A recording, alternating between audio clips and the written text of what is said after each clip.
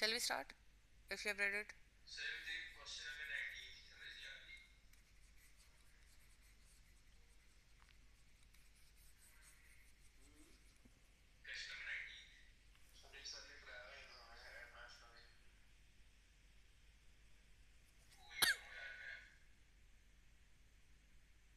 Shall we start? Okay. So very first thing that we have discussed, that glucose produces energy by respiration. Okay? This is the basic function, or you can say the primary function of carbohydrate, to provide energy. Okay?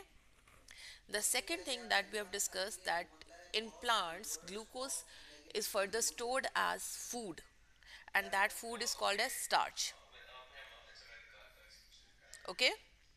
Now, why starch? Why not glucose? Why glucose can't be stored in plant, and why it has to be converted into starch?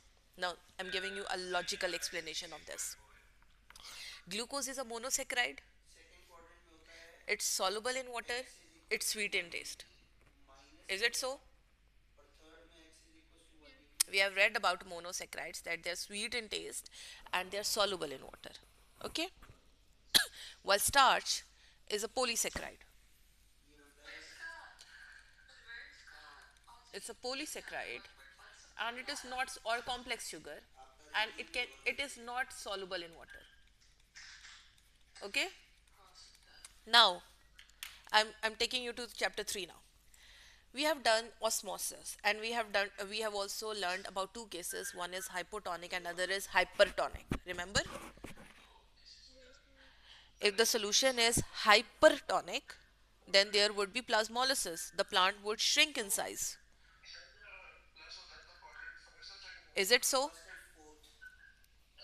If you have more solute, then the water would move out of the cell. We did this already. Okay, let's apply on this. If glucose is present, then glucose is definitely going to get mixed in the water. It would disturb the osmotic pressure. There would definitely be osmosis. The plant would either become too turgid or they would plasmolyzed. Okay? Now starch is insoluble. Even if it's present in plant, it is insoluble. It won't affect the concentration of solutions. It won't affect the process of osmosis. The plant cell would not change their shape. Okay? That's why plant stores starch and not glucose. Yes, they use glucose to produce energy, but for storage, they need to convert it into starch. Because starch is insoluble in water and it won't affect the process of osmosis in cells.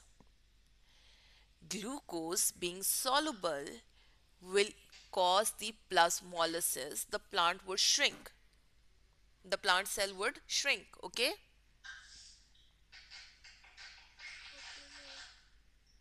Do you want more explanation on this?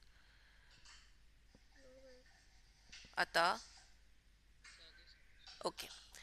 Then the third important use that you have already told, and we have learned this in chapter 4 as well, that it is also used to make cellulose, which is an important part of cell wall. Okay? This is the third use. The fourth use is it can be converted into fats and oils because they have same elements, carbon, hydrogen and oxygen. So yes, they can be converted into fats and oils. Okay? Okay. Then number 5, sorry, plant seeds contain oils, right? Olive oil, sunflower oil, canola oil, these all we all almond oil. We get oils from seeds, right? Okay. Then This glucose can also be converted into nectar, which attracts the and insects for pollination. Attract insects for pollination. Okay? Okay. Number 5. They can also combine with nitrates. So we are going to learn about nitrates later in this chapter, but this is one of the important mineral needed by plant to convert it into protein. Okay? Nitrates are present. Nitrates are taken up by the soil, by the plant, from the soil by the plant to convert them into proteins. Okay?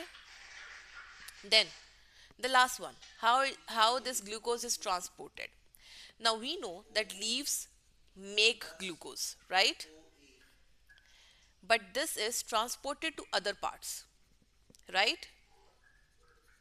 Like roots, fruits, they're transported. So they are transported in the form of sucrose. So there are three forms of carbohydrates: glucose, sucrose, and starch. So there is one sentence: plants make glucose, plants make glucose, transport sucrose, but store starch. Shall I say it again?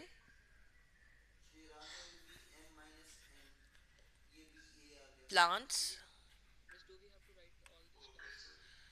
uh, yes, but not now. I'll share the notes, don't worry. Can you all please turn on your camera for a while? I need to take few pictures.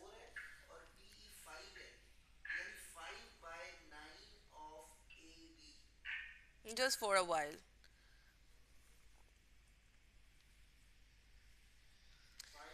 Hajra and Mahan.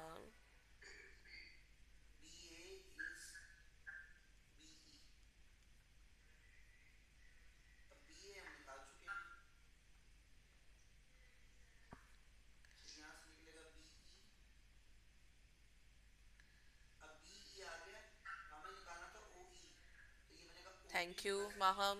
You too. I'll take few pictures and then you can turn it off, okay?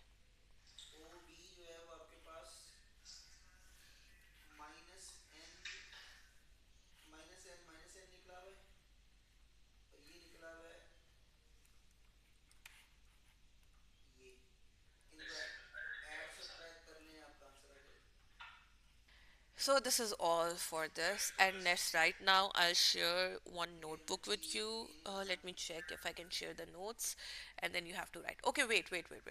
There is one more thing that I want to discuss with you guys. Wait, let me shift back. Windows, this one.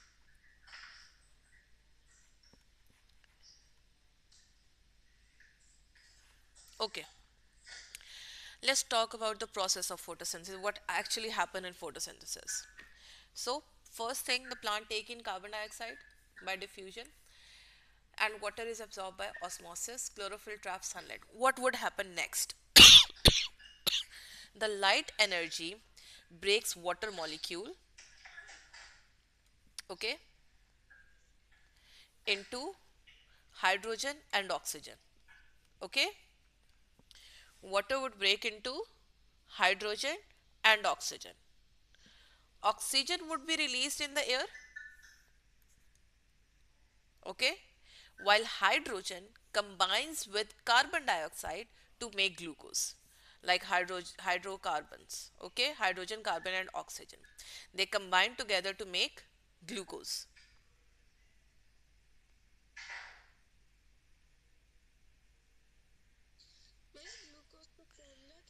C6H12O6. Okay. Okay. Now here it's written oxygen is released as a waste product. The waste product is anything that is not needed by the body. Plants do not need oxygen.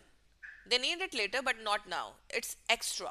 Some of the oxygen is used in respiration, and the extra oxygen which is not needed by plant is removed as a waste product. Okay.